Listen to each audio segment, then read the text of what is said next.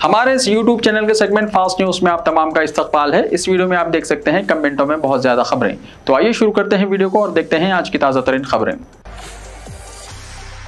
Fees अदा न करने पर नर्सरी के 2 तालिबात को छुट्टी के बाद घर जाने से रोक दिया गया। तेलंगाना के नलगुंडे जिले के एक प्राइवेट स्कूल की गैर इंसानी हरकत।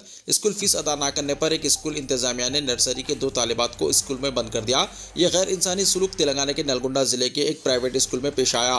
तफसीलात के मुताबिक जिले नलगुंडा के देवरकुंडा के लिटिल फ्लावर स्कूल के इंतजामिया ने नर्सरी की तालिबात चेत्रा और UKG की जानवी को फीस अदा न करने पर दोपहर की छुट्टी के बाद क्लासरूम में बंद कर दिया। स्कूल टाइम होने के काफी देर बाद भी बच्चे घर न आने पर वालिदैन परेशान हो गए और स्कूल को पहुंच गए। जब उन्होंने स्कूल स्टाफ से पूछा तो उन्होंने जवाब दिया कि इन दोनों की फीस अदा नहीं की गई है, इसीलिए इन्हें घर जाने नहीं दिया गया। स्कूल स्टाफ ने वालिदैन को दो टोक अंदाज में कहा कि स्कूल फीस अदा करने के बाद ही बच्चों को घर ले जाएं, जिस पर वालिदैन ने बरहमी का इजहार करते हुए रिश्तेदारों और तलबा तंजीमों के कायदीन को तलब करते हुए स्कूल के सामने एहतजाज शुरू कर दिया, जिसके बाद बच्चों को छोड़ दिया गया। मुर्मू के दौरे हैदराबाद की तैयारियों का जायजा। तेलंगाना की चीफ सेक्रेटरी शांति कुमारी ने सदर जमहूरिया तिरुपति मुर्मू के 28 सितंबर को दौरा हैदराबाद के इंतजाम का जायजा लेने के लिए हफ्ते को ओहदेदारों के साथ मीटिंग की। चीफ सेक्रेटरी ने कहा कि अपने एक रोज़ा दौरे के दौरान मोहतरमा मुर्मू सुबह नालसार यूनिवर्सिटी ऑफ लॉ के कॉन्वेंशन की तकरीब में शिरकत करेंगी। वो 28 सितंबर की शाम नीलाम में इंडियन आर्ट्स फेस्टिवल का इफ्तिताह करेंगी।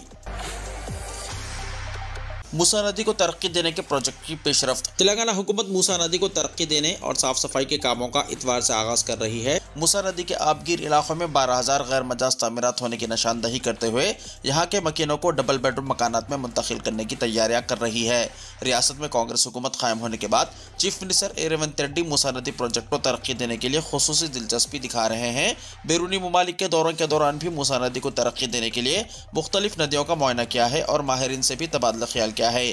मूसा नदी के आबगिर इलाकों में जो मकानात तामीर किए गए हैं, इन्हें मुनज़्ज़म कर देने का फैसला किया है।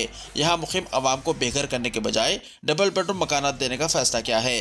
पहले मरहले में मूसा नदी के आबगिर इलाकों में जो मकानात तामीर किए गए हैं, इन्हें मुनज़्ज़म किया जाएगा। रियासती वज़ीर ट्रांसपोर्ट और BC वेलफेयर हैदराबाद इंचार्ज वज़ीर पूनम प्रभाकर ने आज मुख्तलिफ महकमात के आला अहदेदारों के साथ पल्ली गड़ीसुलू में तामीर करदा डबल बेडरूम मकानात का मुआयना किया।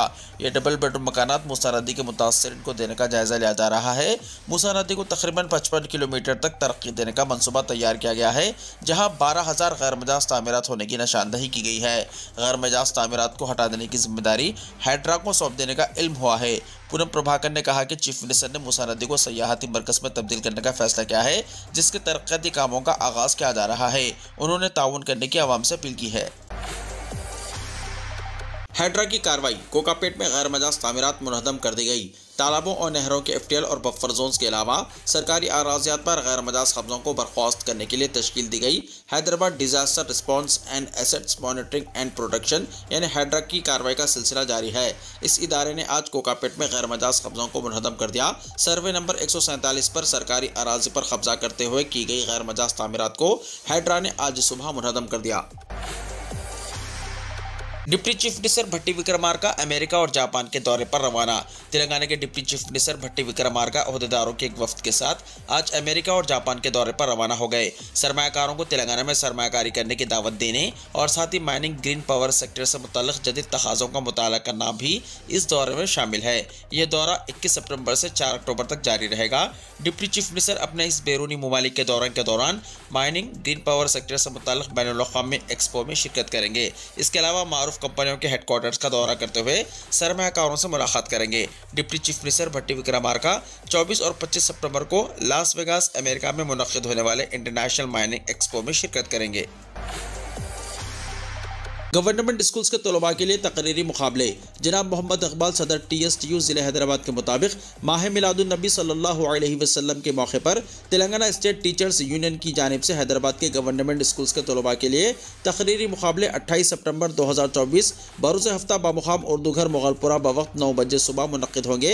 तमाम सरकारी स्कूल्स के सदूर मुदर्रिस अपने तलबा के नाम 25 सितंबर तक मुकाबले के कन्वीनर्स जनाब वजीउद्दीन हामिद अंसारी से फ़ोन नंबर 986687 9866-870 या जनाब सैयद नवीद अख्तर से फ़ोन नंबर 9866-467576 पर रब्त पैदा करते हुए रजिस्टर्ड करा सकते हैं। मुकाबले के दिन बोनाफाइड सर्टिफिकेट पेश करना होगा। मुकाबले में इनाम अव्वल आने वाले तालिब इल्म को मुबल्लिग 1000 रुपये, इनाम दुवम 700 रुपये और इनाम सोवम मुबल्लिग 500 रुपये दिए जाएंगे। 5 तरगबी इनामात मुबल्लिग 200 रुपये फ़ीकस भी दिए जाएंगे। ये मुकाबले जमात शिशुम से जमात दहम यानी 6th क्लास से 10th क्लास तक के तलबा के लिए हैं। तकरीर उर्दू या अंग्रेज़ी में की जा सकती है। हर स्कूल से ज़्यादा 5 तलबा हिस्सा ले सकते हैं। मुकाबले का उन्वान प्यारे आका सल्लल्लाहु अलैहि वसल्लम के अखलाक होगा। निगरानकार जनाब Ahmed Khan general secretary TSTU होंगे। आइंदा साल से जश्न मिलादुन्नबी सल्लल्लाहु अलैहि वसल्लम में डीजे का इस्तेमाल न करने बैरसर ओवैसी ने लिया मुसलमानों से वादा। मजलिस के दिल से रहमतुल लिल आलमीन से सदर मजलिस का खिताब। सदर कुल हिंद मजलिस इत्तेहादुल मुस्लिमीन व रुकन पार्लियामेंट हैदराबाद बैरसर असदुद्दीन ओवैसी ने कहा कि ईद मिलादुन्नबी सल्लल्लाहु अलैहि वसल्लम के मौके पर जश्न और खुशी मनाना अच्छी बात है, लेकिन इस जश्न में अदब और एहतराम को ख़त्म कर देना और डीजे पर डांस करना अगयार का तरीक़ा है। मुसलमान डीजे पर नाच रहे हैं, जबकि मुसलमानों को इसलिए दुनिया में भेजा गया है कि वो दूसरों के लिए मिसाल बन सकें। बैरसर ओवैसी ने मिलाद मनाने वालों से वादा लिया कि वो आइंदा साल जश्न मिलादुन्नबी सल्लल्लाहु अलैहि वसल्लम में डीजे का इस्तेमाल नहीं करेंगे। उन्होंने कहा कि अगर कोई डीजे लगाता है तो उसे मोहब्बत से समझाएं कि इसका इस्तेमाल हुजूर की मोहब्बत के खिलाफ है। मौसीकी पर शैतान की तरह नाचना मोहब्बत हरगिज़ नहीं है। जो कौम अपनी तमद्दुन, सकाफत, आदात और अतवार दिगर अक़वाम की अपनाएंगी तो तबाह हो जाएंगी। दिगर अक़वाम में और हमें यह फ़र्क होना चाहिए कि लोग हमें देखकर हमारी तरह बनने की कोशिश करें।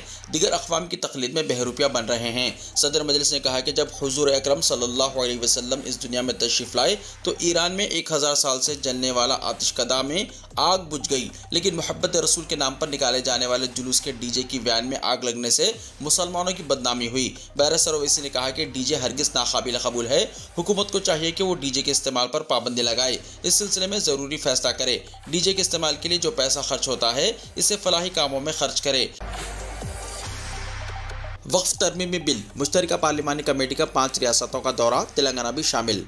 वक्फ तरमीमी बिल 2024 से मुतल्लिक़ मुश्तरका पार्लिमानी कमेटी 26 सितंबर से 1 अक्टूबर तक 5 रियासतों का दौरा करते हुए इजलास मुनक़्क़िद करेगी और इस दौरान गैर रस्मी बातचीत भी की जाएगी। पहला इजलास 26 सितंबर को मुंबई में मुनक़्क़िद होगा, जिसमें महाराष्ट्र हुकूमत, अक़लियती उमूर की वजारत और महाराष्ट्र वक्फ बोर्ड के नुमाइंदे शामिल होंगे। 27 सितंबर को अहमदाबाद, गुजरात में मुशावरत की जाएगी, जिसमें गुजरात हुकूमत, गुजरात वक्फ बोर्ड और दिगर मुतल्लिक़ा फ़रीक़ों के नुमाइंदे शामिल होंगे। 28 सितंबर को हैदराबाद का दौरा किया जाएगा, जहां कई अहम वक्फ इमलाक मौजूद हैं। हैदराबाद में होने वाले मुशावरती इजलास में आंध्र प्रदेश और तेलंगाना के वक्फ बोर्ड के नुमाइंदे भी शामिल होंगे, जबकि छत्तीसगढ़ वक्फ बोर्ड भी इन मुज़ाकरात में हिस्सा लेगा। इसके बाद 30 सितंबर को JPC मुशावरत के लिए चेन्नई, तमिलनाडु और फिर 1 अक्टूबर को बेंगलुरु, कर्नाटक का दौरा करेगी।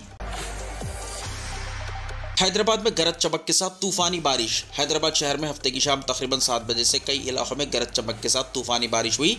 धुआंधार बारिश से सड़कों पर पानी जमा हो गया, जिसकी वजह से गाड़ी चलाने वालों को शदीद मुश्किलात का सामना करना पड़ा। कई मुकामात पर बरक़ी की सरबराही में खलल पड़ा। खैरताबाद, कोठी, सुल्तान बाजार, बेगम बाजार, Abids, Nampally, Basheerbagh, Lakdi ka Pul, Saifabad, Liberty, Himayatnagar, Narayanguda, Tank Bund, Nampally, Mehdipatnam, Malakpet, Dilsukhnagar, LB Nagar, Vanasthalipuram, Hayathnagar, Banjara Hills, Punjagutta, Jubilee Hills और पुराने शहर के कई इलाकों में बारिश हुई। मोटरसाइकिल राह और दीगर अफराद बारिश से बचने के लिए मेट्रो फ्लाईओवर और दीगर फ्लाईओवर्स के नीचे ठहरे रहे, जिसकी वजह से यहां पर ट्रैफिक जैम हो गई। हैदराबाद के महकमे मौसमियात के ओहदेदारों ने कहा कि आइंदा 2 दिन तक रियासत के मुख्तलिफ मुकामात पर शदीद बारिश हो सकती है। बारिश का सिलसिला 23 सितंबर तक जारी रहने का इम्कान है।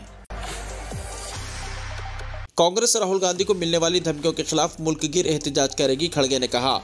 कांग्रेस के सदर मल्लिकार्जुन खड़गे ने हफ्ते को जम्मू में एक प्रेस कॉन्फ्रेंस के दौरान RSS बीजेपी पर सख्त तनकीद करते हुए कहा कि उनकी पार्टी राहुल गांधी को मिलने वाली धमकियों के खिलाफ मुल्क गिर तहरीक शुरू करेगी। उन्होंने बीजेपी और RSS के रहनुमाओं की जानिब से कांग्रेस के कायदीन के खिलाफ इश्तियाल-अंगेज़ बयानात पर वज़ीर-ए-आज़म नरेंद्र मोदी की खामोशी को तनकीद का निशाना बनाया। खड़गे ने कहा कि बीजेपी और RSS के रहनुमा बशमूल MLAs और MPs हमारे रहनुमाओं की ज़बानें काटने की बात करते हैं। राहुल गांधी सच बोलने पर निशाना बन रहे हैं और उनके खिलाफ नफरत का माहौल पैदा किया जा रहा है, जैसे इंदिरा गांधी के खिलाफ किया गया था। उन्होंने मजीद कहा कि वज़ीर-ए-आज़म इन इश्तियाल-अंगेज़ बयानात को नज़रअंदाज कर रहे हैं और बीजेपी रहनुमाओं के खिलाफ कोई कार्रवाई नहीं कर रहे हैं, क्योंकि वो इनसे खौफजदा हैं। मल्लिकार्जुन खड़गे ने कहा कि राहुल गांधी को दहशतगर्द और मुल्क दुश्मन करार दिया जा रहा है और वज़ीर-ए-आज़म मोदी ऐसे बयानात की हौसला अफजाई कर रहे हैं। उन्होंने वाज़ेह किया कि कांग्रेस ऐसी धमकियों से महरूब नहीं होगी और उनके के खिलाफ तहरीक चलाएगी।